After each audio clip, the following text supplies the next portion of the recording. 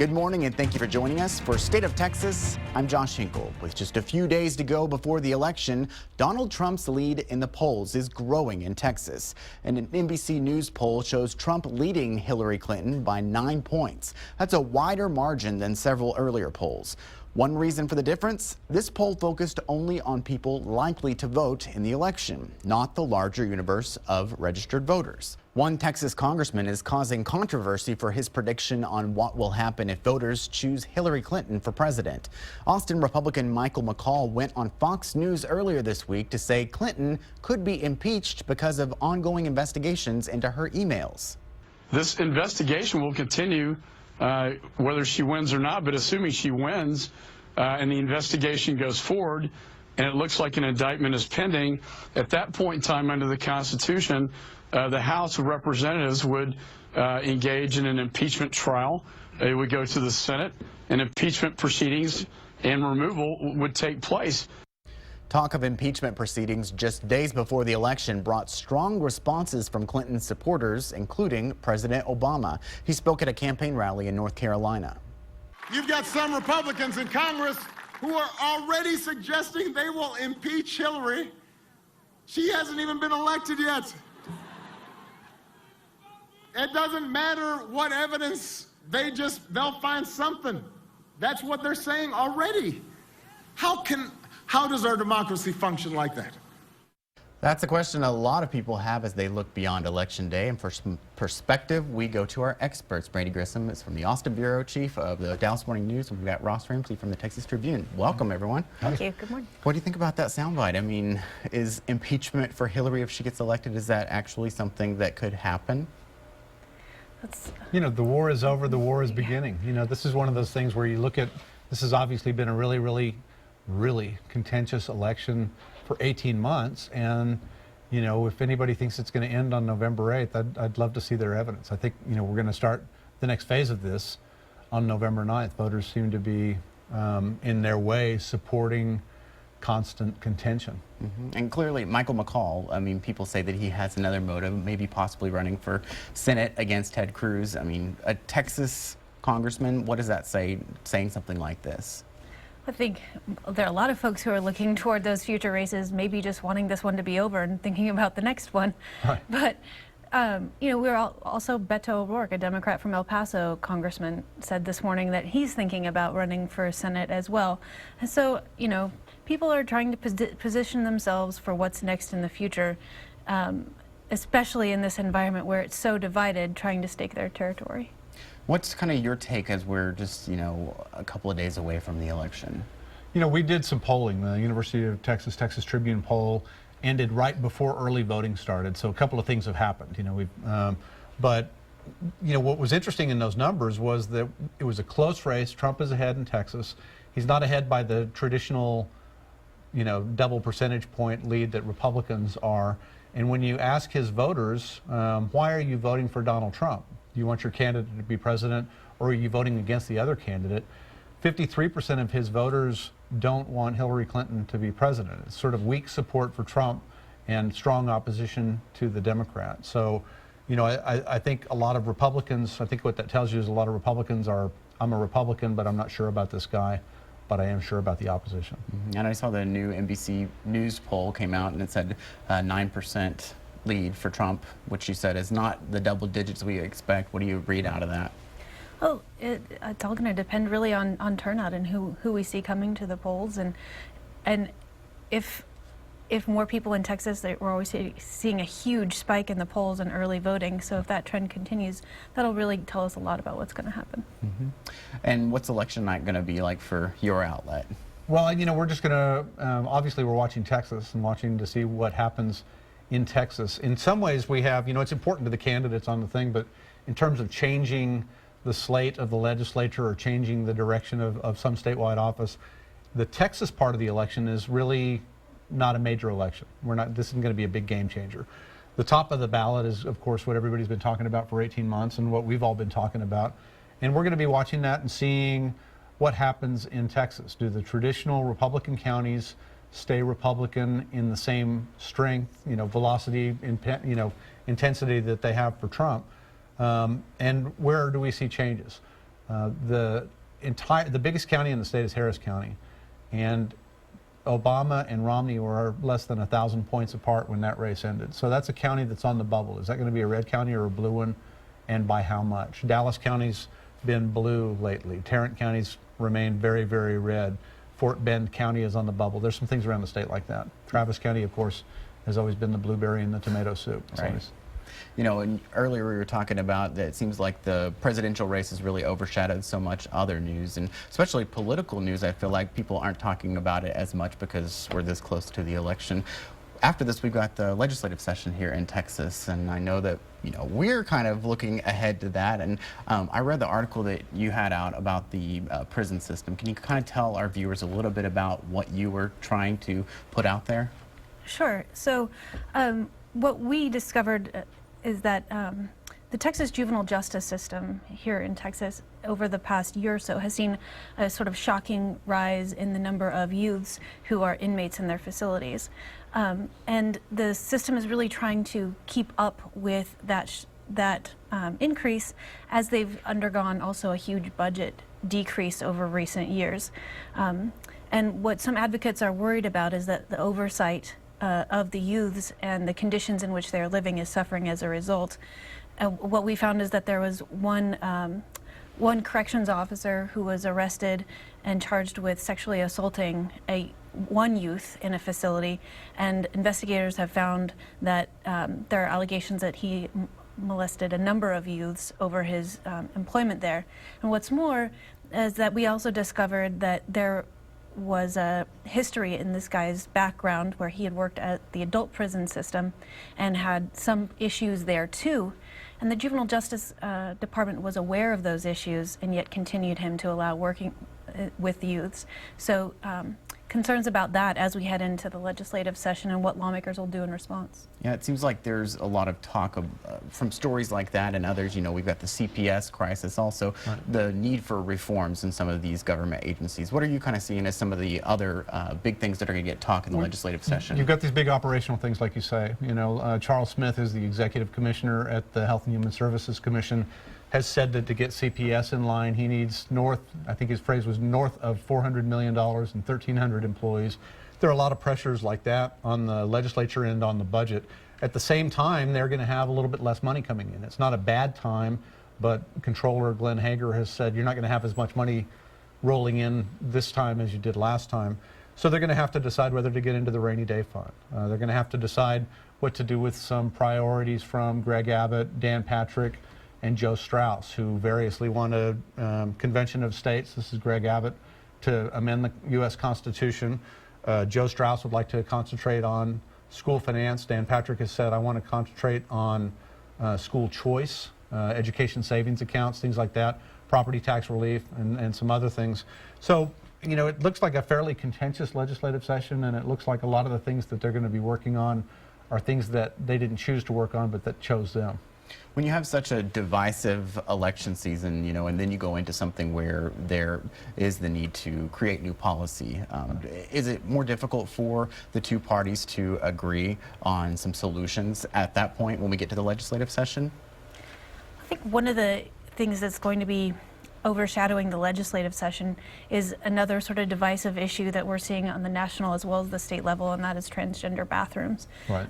That is a huge priority that Lieutenant Governor Dan Patrick has said that he wants to see here in Texas, a bill similar to the one in North Carolina that bans transgender people from using the restrooms that align with their gender.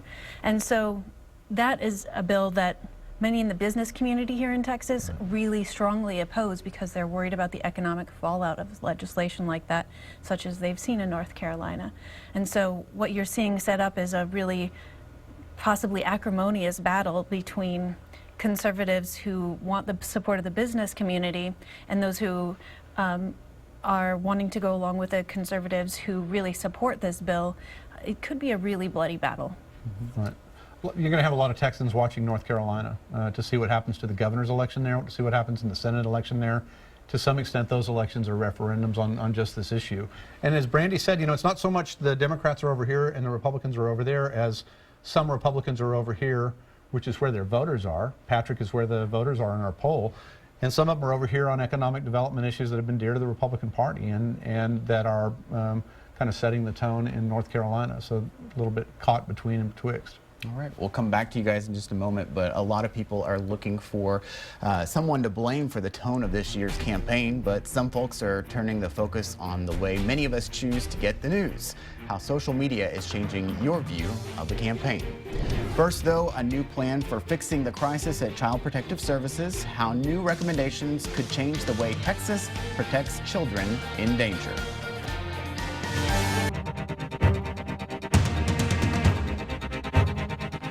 Experts chosen by a federal judge to overhaul the troubled Texas foster care system recommend a series of reforms. The report calls for a requirement for caseworkers to meet with children in private.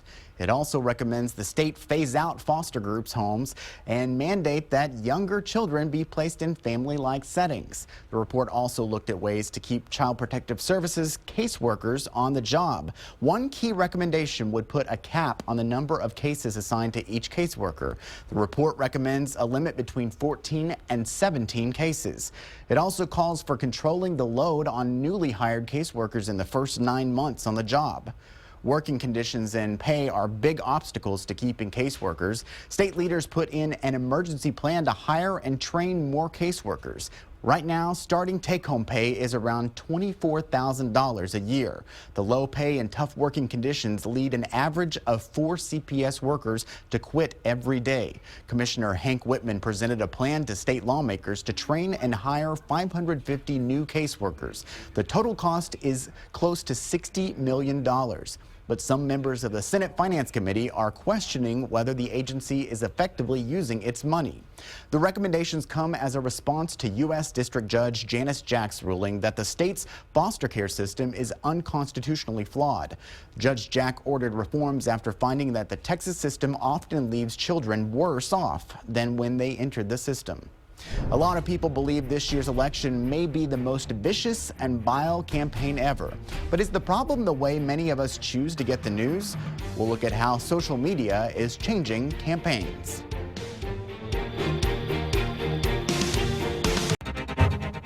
There's no question that this year's race for the White House has been one of the most talked about elections in history. Scandals and controversy from both sides of the aisle often push aside talk of the issues. And as Anna Wiernicki shows us, some people believe social media may be to blame. We've seen them battle it out on stage. He goes around with crocodile tears about how terrible it is. You talk, but you don't get anything done. But perhaps the most important battle this election is online. Twitter is the most inexpensive way to reach people. Literally, all you need is a phone, which you already have. Social media analyst Michael David says the only way to the White House is now through platforms like Facebook and Twitter. That's where 44% of American adults say they receive their election information, according to a study by the Pew Research Center. Why does he do these things? Who acts like this? And I'll tell you who, a bully. That's who. Hillary Clinton has criticized her opponent's outspoken language on Twitter, calling Trump's tweets inappropriate and unpresidential. It's a net gain. But it's that same language that David says led to Trump's success in the primaries. Social media is going to favor the outspoken, and Trump has leveraged that. And he jumped out way ahead of everyone else early in the election without spending that much money. David says social media can also be dangerous for politicians. Earlier this week, Texas Agriculture Commissioner Sid Miller, a Trump supporter, posted a tweet calling Hillary Clinton the C word. Miller quickly deleted the vulgar tweet and has since apologized for it, blaming it on a staffer. The lesson of this election is manage it wisely, but I don't see how you win an election without it. Anna Wiernicki, KXAN News. Some Texas Democrats are trying to turn anger over Sid Miller's vulgar tweet into action at the polls. A group of Democratic women held a rally in Austin after the tweet went out. They say Texas women should use their votes to send a message. I would like to see women say enough is enough, this has gone too far, we have higher standards, we will be respected, and we will vote. We called Miller about the incident. He says the person responsible for the tweet has been, quote, dealt with, although he wouldn't specify how. We're joined now by our roundtable again, Brandi Grissom from the Dallas Morning News and Ross Ramsey from the Texas Tribune. What do you think about that tweet? It was shocking, to say the least. I think sort of the most troubling part of the whole situation was how Miller dealt with it afterward. Initially, it was that he had been hacked, right. And then there was a quick turnaround to say, "Oh no, it was some staffer who didn't pay attention to what he was doing." And so the question becomes, how much responsibility does a public official take for a major gaffe like that? Mm-hmm. And what did you think? It was, like she said, it was shocking, but it was also one of a pattern. Sid Miller has been in this social media box a number of times since he took office in January of 15. And, a staffer did this one and I did this one. And, at some point it's just like, you get a handle on your account. This has been, this isn't the first gaffe. This wasn't one of those things where you go, oh golly, that could have happened to anybody. It's like, if you said this happened to name the official, most of us would have said, oh, it's got to be Sid Miller. Some people shouldn't have social media accounts. Got to be responsible with it, right? No, so, how do things like that, when you have a statewide elected official, how does that hurt the rest of the party? I mean, are Republicans going to see any kind of, damage because of something like that, and other things that have come out that have been controversial, like everything with Donald Trump and the things that he said back with Billy Bush, those kind of things? And I think what you're seeing from the public is really just they're weary of this whole sort of degradation of political talk, and I think that folks see it coming from both sides, from both Republicans and Democrats, and they're just tired of it and they want it to be over. I don't know if you've been in a grocery store recently or talked to anyone in the general public about this election, but Sure. Pretty much everyone is just ready for it to be over. And I think this is just adding to that sense of, please let it be November 9th already. Grocery stores where you talk to people about the election? All the time. Does this really, change things for the women electorate? Does this, change their view of? It's accentuated this year because you have a guy at the top of the Republican ticket who has been accused of sexual assault, who has been accused of, caught saying all kinds of things. You've got issues like this, and you've got a female candidate on the other side, and so it attenuates the situation. I think Brandi's right. I think a lot of voters just think this whole election has been kind of gross, and that's descended into this kind of language and a conversation about a bunch of things that really, in some ways don't really involve the presidency. It's like, why aren't you talking about this or this or this instead of that and that and that? I think a lot of people are going to be glad to see Tuesday come and go. Is this part of the campaign that we've seen such, I guess, violent rhetoric? Is it, kind of an anomaly, or are we going to start seeing more and more of this as we go forward in future elections? I think it goes back to what we were talking about earlier, and how we began this part of the show talking about, the impeachment of Hillary Clinton going forward. I mean, how do we as a country come together and heal after this? I think that will, the tone of that healing, and if it occurs, will set the tone for whatever happens next. And if people really truly are tired of this sort of rhetoric that we're hearing and the baseness of it, will they push for change? And that comes from people going into voting and telling their representatives what they want to see. Mm-hmm. What are your thoughts? Well, I think that's right. I think, this depends on voters. Whatever you think about politicians, they pay attention to voters, and they're hypersensitive to it. And when voters say stop, they'll stop. Voters aren't saying stop right now. We periodically go through, periods of nasty politics. And when will we start seeing, campaigns for the next statewide races in 2 years start shaping up? Right now. Last Tuesday. Yeah. Right. When you see people like, Michael McCall talking about maybe I'll run against Ted Cruz, Joaquin Castro saying maybe I'll run against Ted Cruz, Beto O'Rourke saying maybe I'll run against a U.S. senator. He didn't specify. That's right. People are already talking about 2018. A lot of statewide officials in Texas are awfully glad they're not on the ballot this year. They're all Republicans, and this isn't, the best year to be a Republican. If either Trump or Clinton wins, it's going to be a very interesting midterm election in 2018. And a lot of people who know they're going to be in that election or who hope to be in that election are fastening their seatbelts already. Mm-hmm. You think anyone's particularly in danger that holds office right now? I don't know that we know anyone yet who's in particular danger. You know, the two Sid I Miller would might point to having are some probably problems. the Attorney General, Ken Paxton, depending Yeah. on how the criminal and civil fraud charges against him go. Those have not been resolved, but he either comes out of this a hero or he comes out of this a goat. You know, that's kind of how those work. Sid Miller has, you know, built the case for an opponent. Nobody's jumped up yet. I don't know that anybody will beat him, but, you know, he's certainly done everything an opponent would hope he would do. So, you know, if you were putting together a campaign and you were a Democrat and you were trying to bust in, I think those are the two weak spots in the wall. You have a big highlight reel to go through on campaign ads there. Right, a lot of Twitter accounts to read. There's so much time between now and then, though, Right. and you can already see, you know, our lawmakers setting themselves up. If you look at especially Dan Patrick's campaign for the transgender bathroom bill, and Governor Abbott setting up his agenda for the legislative session with talk about ethics reform and the Convention of the States, that's what they're doing, is getting ready for the next election. Great. It's been great having you here. Thank you so much. And thank you for joining us for State of Texas. You can join us every Sunday morning at 8:30 right before Meet the Press. Have a great day.